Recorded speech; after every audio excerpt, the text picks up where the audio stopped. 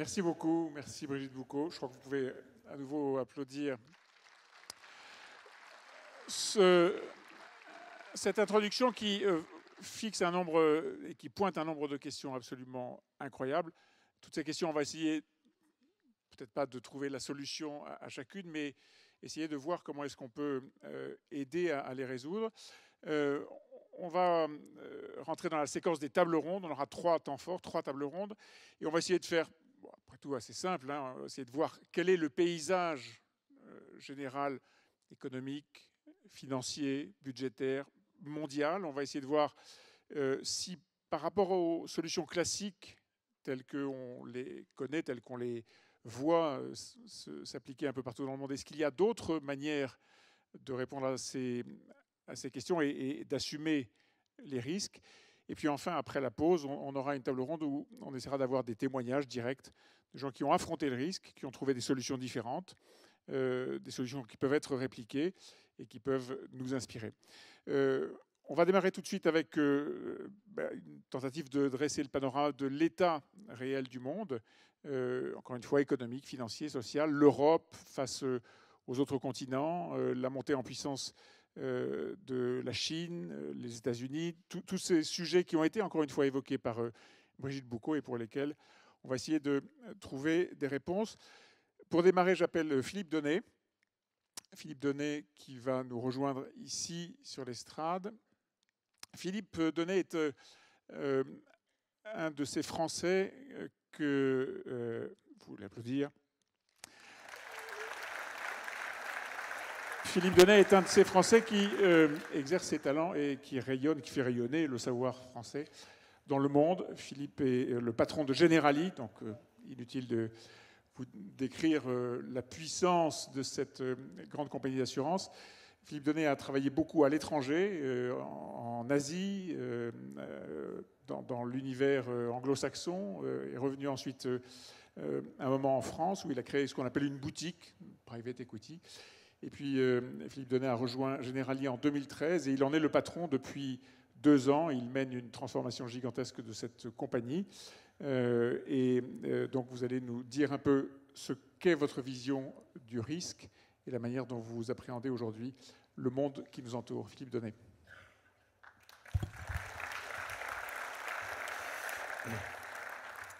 Merci Nicolas. Bonjour à toutes et à tous. Je voudrais tout d'abord remercier le président de la Chambre de commerce et d'industrie de Marseille-Provence pour son accueil ensoleillé et radieux.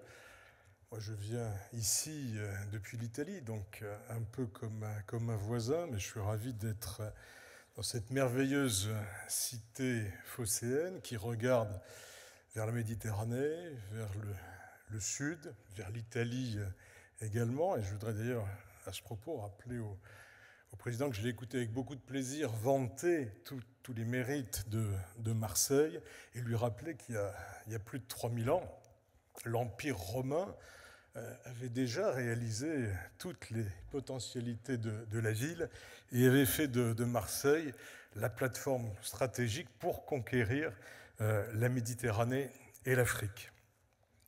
Donc l'idée est juste, elle a fonctionné il y a quelques milliers d'années, elle peut fonctionner et elle fonctionnera à nouveau.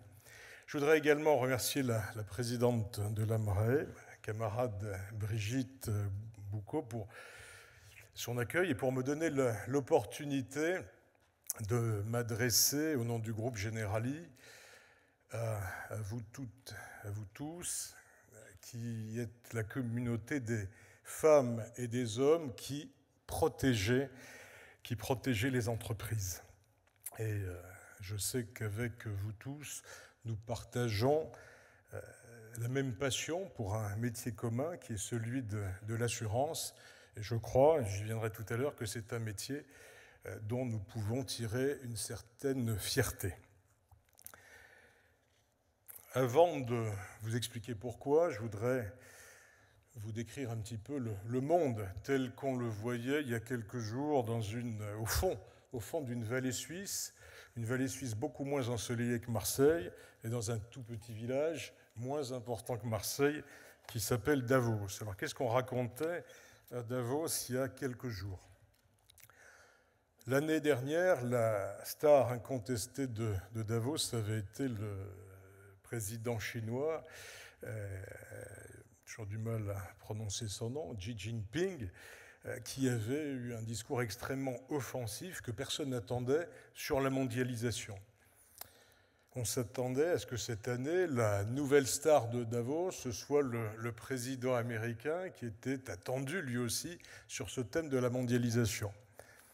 Et finalement, ce n'est pas lui qui a été la star, la vedette lui a été volée par le président Macron, qui s'est présenté comme leader de l'Europe, mais également participant au leadership du monde et qui se rend de plus en plus fameux par un slogan qui marche extrêmement bien et qui nous fait d'ailleurs à nous tous ici assez plaisir, qui est « France is back ». C'était ça l'événement majeur de Davos cette année. Alors je ne vous dirais pas que l'atmosphère était euphorique à Davos, ce n'était pas le cas, mais elle était plutôt optimiste, c'est-à-dire qu'on voyait beaucoup de ciel bleu, mais aussi quelques nuages. Alors le ciel bleu, c'était bien entendu le retour de la croissance aux États-Unis, avec une situation de quasi plein emploi, une croissance toujours forte en Chine et en Asie, alors qu'on pouvait craindre un ralentissement. Et puis, un événement important, le retour de la croissance en Europe. Le retour de la croissance en Europe avec en plus, grâce au nouveau leadership européen du président de la République française, de nouvelles perspectives pour l'Europe et de nouvelles perspectives positives pour l'Europe malgré le Brexit. Donc oui, beaucoup de ciel bleu à Davos. Et bien entendu, des nuages qui restent importants. Alors lesquels ? D'abord des risques géopolitiques majeurs, je vais en citer que quelques-uns. Certainement la Corée du Nord, même s'ils ont l'air de s'entendre pour les Jeux Olympiques avec la Corée du Sud, on va voir comment ça va se terminer. Surtout peut-être l'Iran et le Moyen-Orient, qui restent des foyers extrêmement dangereux. Des risques climatiques forts. Le réchauffement climatique n'a pas été ralenti, n'a pas été stoppé. On en est loin, malgré des efforts certains, mais insuffisants. Et ce réchauffement climatique s'accompagne d'une cohorte d'événements catastrophiques qui frappent tous les pays, tous les continents, des ouragans, la sécheresse, des inondations. Des risques démographiques importants avec une croissance de la population forte, on pense dépasser les 10 milliards d'habitants en 2050, avec un vieillissement de la population dans les pays développés et une croissance de la population très forte dans les pays en voie de développement. Alors tous ces risques ne sont pas indépendants. Ces risques sont très dépendants et la conjugaison de ces risques conduit à des situations qui créent des difficultés. Quand vous conjuguez risque géopolitique, risque climatique, sécheresse par exemple, et risque démographique, vous aboutissez à des flux migratoires importants, à des pressions migratoires extrêmement fortes, notamment, mais pas uniquement, en Europe. Et ces pressions migratoires, elles ont des conséquences politiques, comme vous le savez. Elles contribuent à l'émergence de populisme dans un certain nombre de pays, notamment en Europe. Alors ce populisme, il est assez compliqué à gérer. Certains hommes politiques en font leur fonds de commerce électoral. Je ne sais pas si c'est la manière la plus responsable d'adresser le problème. Et puis d'autres essayent, mais ont des difficultés, essaye de faire face à ce populisme en y apportant des réponses. Mais force est bien de constater qu'aujourd'hui, les États ont quand même de la difficulté à apporter des réponses au populisme. Donc ça peut déstabiliser les démocraties, et ça a eu déjà des conséquences assez importantes. Je prends des exemples. Le Brexit est une conséquence directe de ce populisme. Les élections américaines en sont une, de manière un peu différente, mais on a aujourd'hui un président qui semble faire ce qu'il faut aux États-Unis pour renouer avec la croissance économique, mais dont on voit bien qu'il a un peu plus de difficultés sur la scène internationale à traiter ou affronter des sujets beaucoup plus compliqués pour lesquels il n'a pas la culture et l'expérience nécessaires. En Italie, dans moins d'un mois, nous aurons à faire face à des élections, le 4 mars. Les sondages, déjà, nous font comprendre que les forces populistes, et il y en a plusieurs, sont en réalité le premier parti en Italie. Ça ne veut pas dire qu'ils seront le premier parti au Parlement italien, mais en tout cas, quand vous additionnez les différents partis populistes, vous vous rendez compte que la majorité des Italiens adhèrent à ces idées-là. Donc le problème, il est réel, le problème, il est sérieux. Alors évidemment, ce qui s'est passé en France, c'est un miracle, mais c'est grâce à ce miracle, un miracle qui s'appelle Macron, qu'on a réussi en France à dévier complètement notre trajectoire et à se trouver aujourd'hui sur une trajectoire beaucoup plus positive. Donc ces risques-là sont majeurs, mais il y a évidemment d'autres risques de nature plus financière. Il y a des risques de marché. Donc à Davos, on a beaucoup parlé forcément de l'inflation, des taux d'intérêt. Est-ce que les taux d'intérêt vont remonter? Est-ce que l'inflation va à nouveau augmenter? C'était ça la question. Alors bien entendu, il y a toujours des gens qui se pensent plus intelligents que les autres et qui nous ont dit à Davos, mais tout ça ne peut pas durer, les taux vont remonter très vite, l'inflation va redevenir galopante très très vite, et puis les marchés financiers vont avoir des difficultés. Alors le problème des marchés financiers, c'est qu'il suffit de raconter ces choses-là pour qu'elles finissent par se produire, et c'est un petit peu ce qui s'est produit pendant ces 2 derniers jours. Je ne crois pas que ça ait un niveau de gravité majeur, et je ne pense pas qu'il faille paniquer, parce que la réalité, c'est que l'inflation reste contenue, que les taux d'intérêt, l'inflation reste contenue, notamment parce qu'on est loin, en Europe notamment, d'avoir atteint une situation de plein emploi. Les taux d'intérêt ne devraient pas s'envoler, tout simplement parce que la dette des États est beaucoup trop élevée pour supporter des taux d'intérêt trop élevés. Donc je crois qu'il ne faut pas non plus exagérer ces menaces. Il y aura certainement un peu plus de volatilité, mais les risques financiers, aujourd'hui, de mon point de vue, paraissent encore supportables. Donc voilà pour le ciel bleu, voilà pour les nuages. Donc vous voyez que c'est un paysage assez équilibré quand même, mais qui peut basculer quand même à tout moment d'un côté ou de l'autre. Donc on a des risques d'un côté et on a de l'autre côté un contexte de croissance. Je crois que le message principal finalement de Davos cette année, ça a été que cette croissance ne sera durable que si elle est à la fois solidaire et inclusive. Donc ça, c'est vraiment le message fort, c'est ce qui a été évoqué tout à l'heure dans son intervention par la présidente, et je crois que nous sommes tous convaincus que c'est quelque chose qu'il faut avoir bien en tête. La croissance ne sera pas durable si elle n'est pas solidaire et si elle n'est pas inclusive. Alors si on parle de risque et si on parle de solidarité, on en arrive naturellement à parler d'assurance, parce que l'assurance, notre métier d'assureur, il est au cœur de la gestion des risques et de la gestion des solidarités. Alors,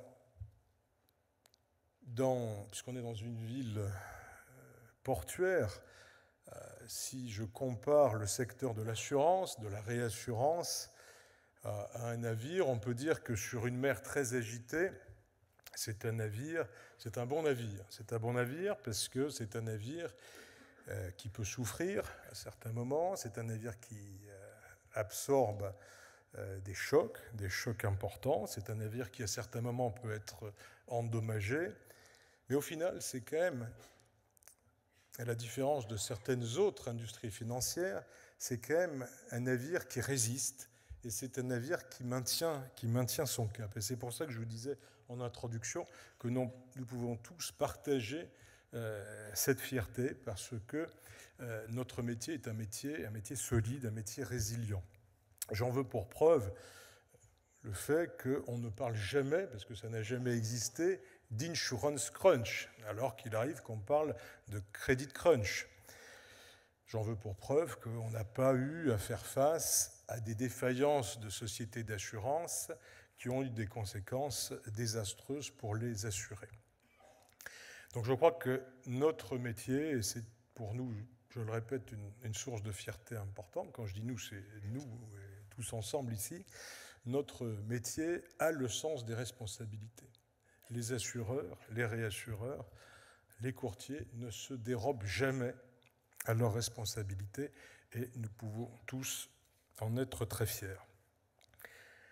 Chez Generali, en particulier, depuis quelques années maintenant, on s'est adapté très vite et très bien à ce nouveau monde, à ces taux d'intérêt très bas, à ces taux d'intérêt zéro, voire même négatifs, qui, comme vous le savez, sont un défi majeur pour l'assurance vie. On s'est adapté également aux nouvelles contraintes de capital, de Solvency II, et ça n'était pas si facile. On est en train de s'adapter aux nouvelles contraintes réglementaires, et il y en a de nombreuses, de trop nombreuses, comme MiFID, par exemple. La prochaine qui est en train de se présenter, c'est IFRS 17, un autre nouveau cauchemar pour les compagnies d'assurance. Et puis, nous intégrons également de plus en plus les disruptions technologiques, les nouvelles technologies. On a beaucoup parlé à Davos de crypto-monnaies, de big data, d'intelligence artificielle. Tout ça, comme vous le savez, a déjà commencé à impacter notre métier de manière très importante. Alors nous intégrons, nous sommes très avancés dans l'intégration de ces nouvelles technologies dans notre métier, non pas pour court-circuiter les intermédiaires. Ça, je voudrais clarifier ça tout de suite parce que j'entends beaucoup de mes concurrents faire la confusion entre digital et direct. Le digital, le numérique, ça ne consiste pas à être en relation directe avec les clients systématiquement, ça ne consiste pas à court-circuiter ou à éliminer les intermédiaires. Nous, ce n'est pas du tout comme ça que nous voyons les choses. Nous pensons que nous continuerons toujours à avoir besoin de nos courtiers. Non, au contraire, l'utilisation de toujours plus prégnante des nouvelles technologies, pour nous, c'est un moyen de mieux prévenir les risques, de mieux conseiller nos clients. C'est un moyen de proposer des solutions personnalisées. C'est un moyen de gérer les sinistres de manière beaucoup plus efficace. Donc au final, c'est un moyen de mieux protéger les entreprises et de mieux servir ceux qui représentent les entreprises, les courtiers, parce que, notamment à travers un partage d'informations beaucoup plus ouvert que précédemment. La présidente parlait d'intelligence des risques. Nous pensons chez Generali pratiquer cette intelligence des risques et des solidarités depuis maintenant près de 200 ans. Donc nous essayons de nous améliorer, de développer cette intelligence, de la perfectionner. Mais elle nous permet aujourd'hui, cette intelligence profonde des risques, d'envisager d'évoluer vers de nouvelles frontières, vers de nouvelles destinations, vers un nouveau cap qui sera effectivement beaucoup plus humain et qui donnera un sens beaucoup plus profond à notre activité. Car notre métier, c'est bien de vous assurer contre des risques, mais notre mission, c'est de vous protéger, de protéger vos entreprises, vos clients, vos collaborateurs, vos réseaux, vos écosystèmes, et de le faire dans le cadre d'un partenariat étroit et de longue durée. Je vous ai parlé également de croissance inclusive. Je crois que ce sujet de l'inclusion est majeur et ne peut pas être traité uniquement par les États. Et nous tous, entrepreneurs, avons une mission de contribuer à plus d'inclusion sociale. Nous avons, chez Generali, lancé l'année dernière à Venise une initiative qui s'appelle The Human Safety Net, qui est un réseau social ouvert à tous. Vous êtes tous invités à participer. Et ce réseau a pour objet de soutenir des actions pour une plus grande inclusion sociale dans toutes les communautés où nous opérons. En conclusion, je voudrais simplement vous dire à quel point les 75 000 collaborateurs de Generali et les 150 000 agents et courtiers qui travaillent avec Generali sont très fiers d'exercer ce métier d'assureur pour vous servir et d'accomplir le mieux possible cette mission de protection. Merci à tous. Merci beaucoup. Merci Philippe Denet. Je vous propose de nous rejoindre là à cette table ronde et j'appelle Philippe de Sertine et Todd Jones qui vont nous rejoindre pour débattre et essayer d'approfondir ce que vous venez ce que vous venez d'exposer. Todd Jones et Philippe de Sertine. Philippe, je vais vous passer tout de suite la parole. Philippe de Sertine est économiste. Il est un des intervenants les plus fréquents et les plus réputés dans les médias pour essayer de faire comprendre à nos publics, je vous inclus un peu dans le métier de journaliste, à nos publics, ce qu'est vraiment l'économie et ce que sont les rouages de l'économie. Philippe de Sertine est un universitaire, il est membre du Haut Conseil des finances publiques, il est directeur de l'Institut des hautes finances et il contribue, je vous le disais, à de très nombreux journaux. On est, Philippe, dans une conjoncture exceptionnelle. Le monde va bien, la croissance reflète cette bonne santé, comme le disait Philippe Denet. Si nous avions tenu cette Assemblée générale quelques jours avant lundi, on aurait dit que la bourse était dans une forme exceptionnelle. Est-ce que tout a changé lundi ? Est-ce que tout a changé vendredi même ? Parce que ça a commencé à s'exciter un peu vendredi avec les chiffres de l'augmentation de la masse salariale aux États-Unis. Exactement, et justement c'est pour ça que je faisais cette insiste sur vendredi. Au fond, ce que disait tout à l'heure Philippe Denet à propos de Davos, oui, c'est la grande question en réalité sur les taux d'intérêt. Les marchés financiers, les marchés actions sont totalement dépendants de ce qui se passe aussi sur le marché de la dette. Et on va dire de plus en plus, ou en tout cas l'ont été de manière très forte, dans la période qui est probablement en train de se terminer, la période d'après la grande crise de 2008, c'est-à-dire une période extraordinaire d'un point de vue historique. On n'avait jamais connu d'intervention massive des banques centrales sur l'économie, par le biais d'injections de liquidités, par le biais de réduction des taux d'intérêt, par le biais de rachat d'actifs, ce qu'on a appelé les quantitative easing. Donc là, nous sentons bien que nous sommes à la fin de cette période avec une très très forte incertitude. Donc je vais oser utiliser le terme dans cette assemblée parce que ce n'est pas un gros mot ici, un énorme risque, un risque associé à quelque chose qu'on n'a jamais connu dans le passé. C'est-à-dire qu'on n'a aucune référence pour savoir exactement ce qui va se passer.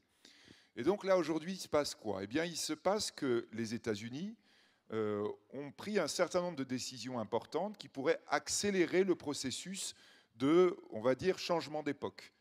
L'une des décisions capitales que peut-être nous n'avons pas assez commentées en Europe à la fin de l'année dernière, à la fin de 2017, a été la décision prise par le Congrès ou le vote pris par le Congrès américain d'accepter la réforme fiscale du président Trump. Ce qui veut dire quoi?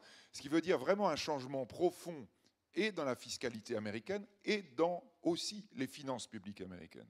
Première grande victoire politique de Trump et avec des conséquences gigantesques sur le reste du monde. Avec des conséquences gigantesques sur le reste du monde parce que, en effet, nous sommes maintenant probablement dans une concurrence fiscale, mais aussi, et en étant très concret par rapport à la question vendredi, lundi, il se passe quoi? Eh bien, le fait qu'avec cette réforme fiscale, les finances publiques américaines, combinées d'ailleurs aussi à un certain nombre de décisions préalables, c'est-à-dire par exemple le fait d'avoir libéré un certain nombre de crédits pour l'armée américaine, signifie que nous allons avoir probablement un déficit américain plus important. Donc, l'État américain va emprunter davantage sur les marchés. Donc, ça veut dire déjà ce que l'on avait depuis le début du mois de janvier 2018, une tension maintenant sur les taux longs qu'on n'avait pas encore observée à la fin de l'année 2017. Si les taux longs rapportent plus, ça veut dire que les capitaux ont intérêt à sortir du marché actions. Et puis là, vendredi, effectivement, nous avons les informations sur j'allais dire le chômage. Non, l'emploi américain. L'emploi américain, et là, les nouvelles sont très bonnes. 4,1% de chômage. Exactement, pas de chômage. Et on commence à avoir les salaires qui montent. Alors, bien entendu, là, vous imaginez les commentaires de ceux qui regardent la finance en disant « On annonce que les salaires montent et immédiatement, la bourse baisse ». Alors, évidemment, ce n'est pas parce que les salaires montaient que la bourse s'est mise à baisser, mais c'est parce que le salaire qui monte aux États-Unis, ça veut dire qu'on pressent bien qu'on est maintenant dans le haut d'un cycle. Et qu'effectivement, le problème des entreprises américaines, c'est comme elles ne trouvent pas d'employés lorsqu'elles ont justement aujourd'hui une poussée de croissance, eh bien, elles sont obligées d'augmenter le salaire. Et augmenter le salaire, eh bien, c'est le vecteur traditionnel par lequel, effectivement, ce que vous disiez tout à l'heure, l'inflation revient. Et donc, par conséquent, cette information combinée avec celle que l'État américain va emprunter de plus en plus, ça fait que les marchés actions, on dit, c'est le signal qu'en effet, progressivement, les taux longs vont monter, et vont monter sans doute de manière plus forte que peut-être ce que l'on avait prévu jusque-là. Et ça, bien sûr, ce signal-là, répétons-le, dans ce climat très très spécial, très spécifique qu'est l'intervention des banques centrales depuis maintenant pratiquement 5 ans, a fait que ça a déclenché une vague, on va dire, de vente qui a été massive en ce début de semaine. C'est pas, vous voyez, parfois vous avez la bourse qui baisse, mais il y a très très peu d'ordre. Là, il y a eu vraiment beaucoup d'ordre, beaucoup de volatilité. Et donc, en effet, oui, un vrai changement de tendance par rapport à ce que l'on connaissait depuis 2011, où grosso modo, les marchés financiers n'ont fait que monter plus ou moins vite, mais jamais baisser. Et là, c'est vrai que, bien entendu, c'est peut-être un avertissement. 100 mois de hausse de croissance aux États-Unis, 100 mois consécutifs, jamais ça n'était arrivé. Et l'histoire du Dow Jones. Voilà, il n'y a jamais eu une si belle période, une si longue période de croissance.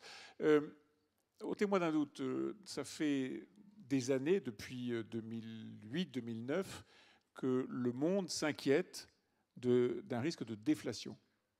Et aujourd'hui, on voit que les marchés s'inquiéteraient d'un risque d'inflation. Sont-ils fous? Sont-ils inconstants? Non, je crois que... Alors, là, pour le coup, tiens, ça vaut la peine quand même de faire un tout petit point. Je crois que le terme déflation qu'on utilise est un terme impropre. Parce que la déflation est un phénomène économique qui signifierait qu'on manque de liquidité, de manque de monnaie. Le moins qu'on puisse dire, c'est que depuis des années, nous ne manquons pas de monnaie. En revanche, nous avons constaté ce qui est normalement la conséquence de ce manque de monnaie, c'est-à-dire une augmentation de la valeur de la monnaie, donc une baisse des prix. La baisse des prix que nous connaissons depuis 2011... Qui est une vraie maladie, hein. Alors, qui est économique, hein. C'est un vrai qui a frappé le Japon pendant des années, des décennies. Même. Exactement. Lorsque vous avez les prix qui baissent, alors pour le coup, ça c'est un autre risque important. Ça veut dire que celui qui produit connaît ses coûts, mais il n'est pas sûr du gain qu'il va obtenir. Et donc, la question qui doit se poser, c'est est-ce que je n'ai pas intérêt à garder ma monnaie parce qu'elle est en train de prendre de la valeur, les prix baissent, au lieu de la dépenser à essayer de créer de la valeur alors qu'on ne me la paiera pas. La raison fondamentale, et je crois que là il faut parler d'une révolution technologique, on en a évoqué quelques-unes, c'est la première révolution technologique de notre temps depuis 2011-2012, c'est le gaz et le pétrole de schiste. Nous avons eu une baisse générale des matières premières énergétiques en 2011, à partir de 2011-2012, c'est pas vieux, c'est très récent. ça a eu des conséquences incalculables sur l'économie. Et lorsque vous avez l'énergie qui baisse, et donc nous avons connu un effondrement réel des prix du pétrole, un contre-choc pétrolier, eh bien ça fait baisser tous les prix de l'économie. Et donc effectivement, pendant plusieurs années, l'économie mondiale a eu à gérer en réalité le plus grand stimulus après la crise que nous ayons connu, c'est-à-dire ce stimulus énergétique. Il a d'abord été sensible aux États-Unis, puis il est arrivé en Europe. Je vous rappelle qu'en 2014-2015, quand nous n'avons pas encore bénéficié de cet avantage énergétique, en particulier les États-Unis avaient au départ une baisse très très forte du prix du gaz qui a été extrêmement sensible, nous ne l'avions pas encore en Europe, nous étions quasiment en récession. C'est à partir du moment où la baisse du prix de l'énergie s'est fait sentir aussi en Europe que réellement notre croissance s'est mise à redémarrer. Donc là, nous avons effectivement aujourd'hui un autre mécanisme qui se met en œuvre, qui est là pour le coup un vrai mécanisme économique et financier, donc qui n'a rien à voir avec cette question de baisse des prix, qui n'était pas une mécanique financière ou économique. Là, nous avons maintenant le mécanisme économique et financier, qui est le fait que nous allons peut-être réussir, ou en tout cas tenter, de sortir de cette période exceptionnelle d'intervention des banques centrales. Je le répète, nous devons être très très modestes par rapport à cette observation des faits, et vous avez raison de dire que souvent on a des gens qui donnent des leçons, mais en l'occurrence qui seraient bien incapables vraiment de savoir comment ils les ont formulées. Nous n'avons aucune expérience, nous n'avons jamais connu cette situation de intervention des banques centrales. On a appelé effectivement des mesures non conventionnelles, vous voyez, en mettant beaucoup de guillemets et en utilisant un terme pudique, et surtout nous n'avons jamais vu comment il était possible d'en sortir. On va le savoir dans les semaines et les mois qui viennent. Et pour tous ceux qui s'intéressent à ces questions, il y a une façon de se tenir au courant, c'est de lire les journaux. L'opinion. Merci. Todd Jones, vous arrivez directement de New York. Vous êtes le Head of Corporate Risk and Broking de Willis Towers Watson. Vous êtes un courtier, vous êtes un des grands courtiers dans le monde. Philippe Denet a parlé en évoquant ce qui se passait essentiellement à Davos, la conclusion de Davos. Le monde a besoin d'une croissance solidaire et inclusive, c'est-à-dire qui s'intéresse aux hommes, qui s'intéresse à l'employment, à l'employabilité des individus. Vous-même, vous êtes dans votre compagnie très préoccupé par ce sujet.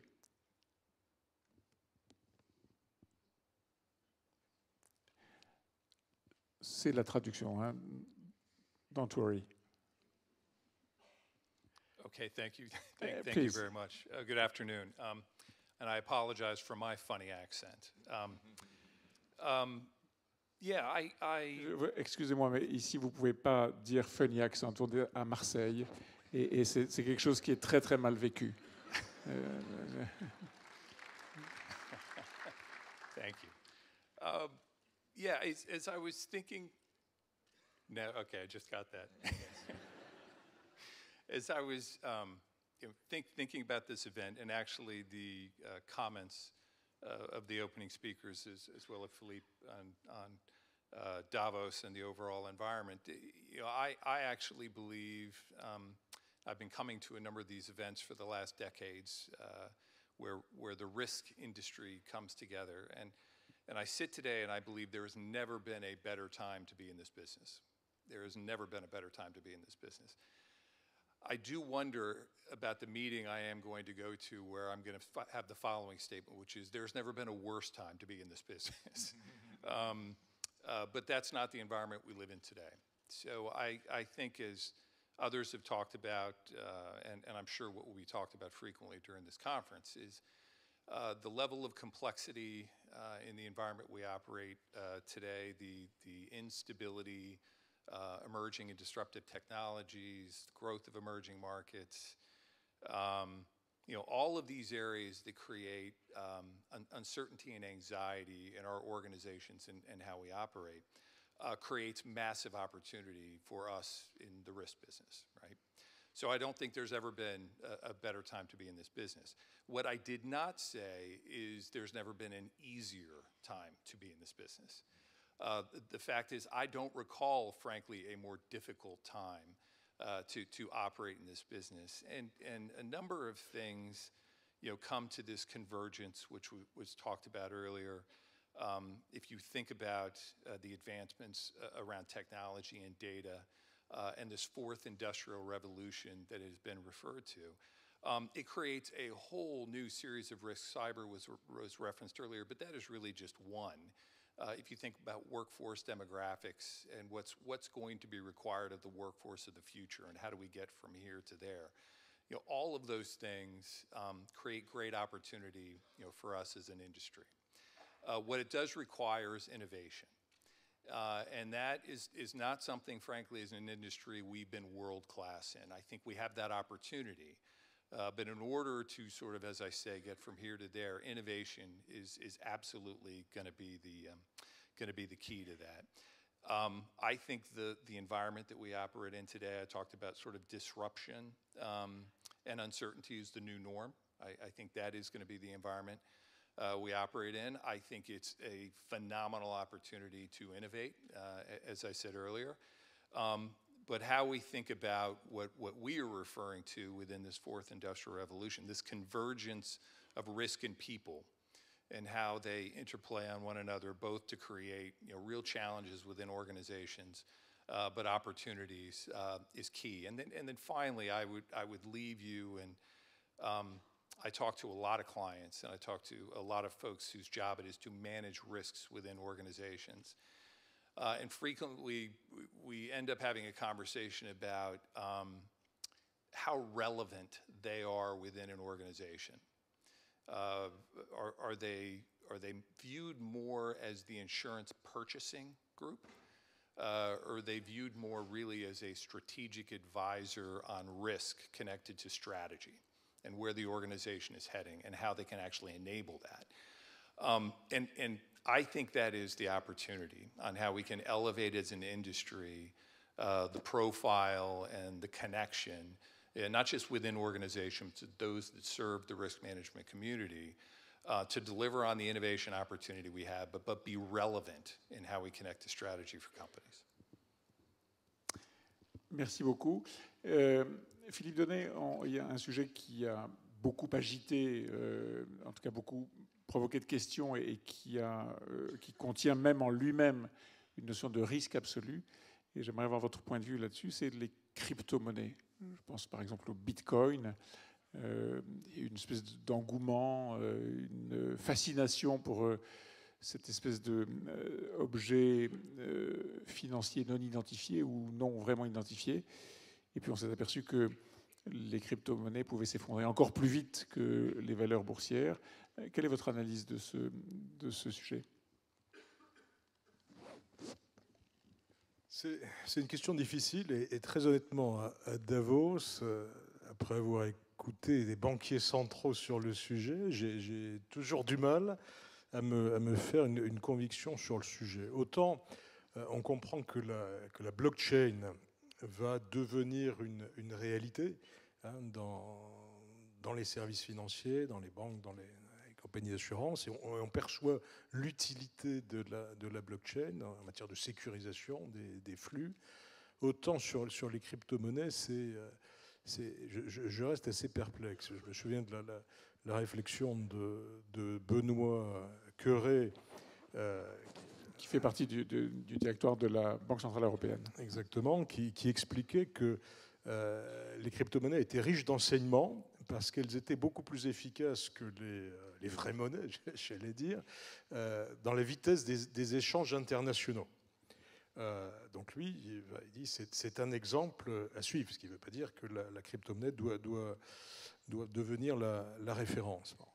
Donc, je vous dis, moi, je tire beaucoup de perplexité. Enfin, en tout cas, je reviens avec la conviction qu'il faut se pencher de près sur le développement de la blockchain. Nous, on investit en Italie avec un consortium d'assureurs et de banquiers sur comment développer et intégrer dans nos services la blockchain. Sur les crypto-monnaies, je pense qu'on est beaucoup moins mûr. Il y a beaucoup moins de maturité sur le sujet. Une fois, j'ai eu à répondre à un agent d'assurance français qui me dit à quand le premier contrat d'assurance libellé en Bitcoin.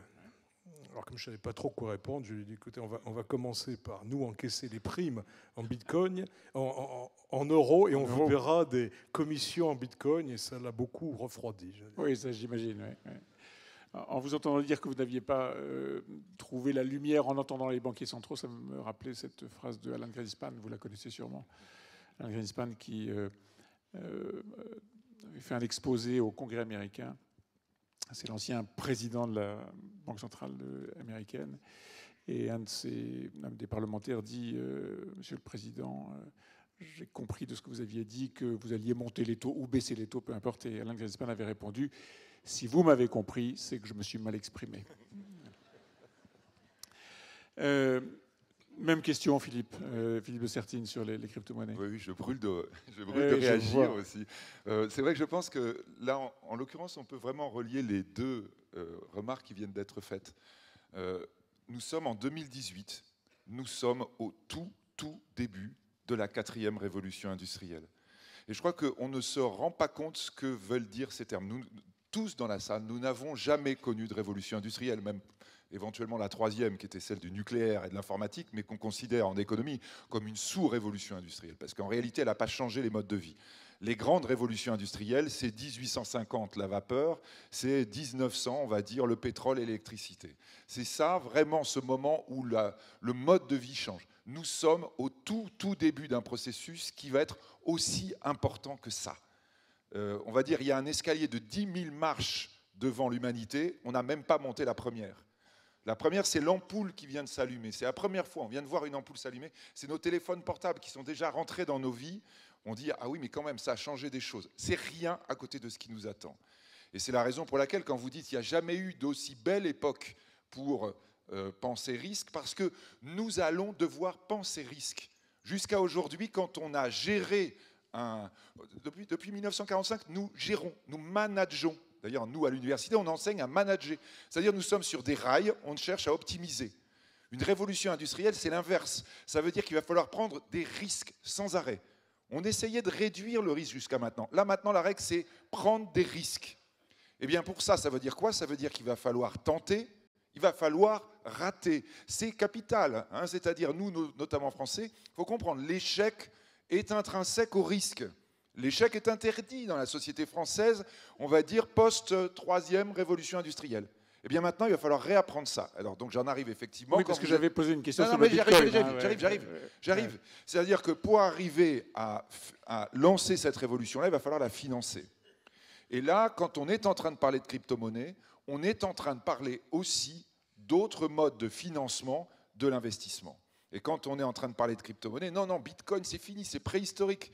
Maintenant, ce sont des tokens que vous devez émettre. C'est-à-dire, ce qui est en train de se passer, effectivement, c'est la monnaie préhistorique, est une monnaie de spéculation, est une monnaie de transfert d'argent par les mafias. Tout ça, c'est vrai. Dans les bitcoins, dans les crypto-monnaies, vous avez tout ça. Vous allez avoir des effondrements, tout ça, c'est vrai. Mais ça n'empêche que c'est associé aujourd'hui, d'une part, à un vrai problème de la monnaie traditionnelle issue des quantitative easing et de la crise de l'ancien monde que nous venons de connaître. Et d'autre part, associé à la recherche de développement, à la recherche de financement qui se rapproche d'une certaine manière du crowdfunding, de toute l'innovation mondiale. Et là, on est en train de parler d'un phénomène absolument gigantesque dans lequel, évidemment, la notion de risque va être primordiale et dans laquelle le management du risque va être également primordial. Todd Jones, je voudrais vous interroger sur un sujet qui a été évoqué par Brigitte Boucaud dans son introduction, qui est un sujet qui est là aussi un univers nouveau dans lequel on est probablement à la première marche, ou peut-être même la première demi-marche sur 10 000 autres marches. C'est celui de la santé. Dans l'assurance, dans le risque santé aujourd'hui, on voit bien que tous les paradigmes sont en train de changer. Comment est-ce que vous, courtier, vous appréhendez cette nouvelle façon de voir tout le sujet santé être bouleversé?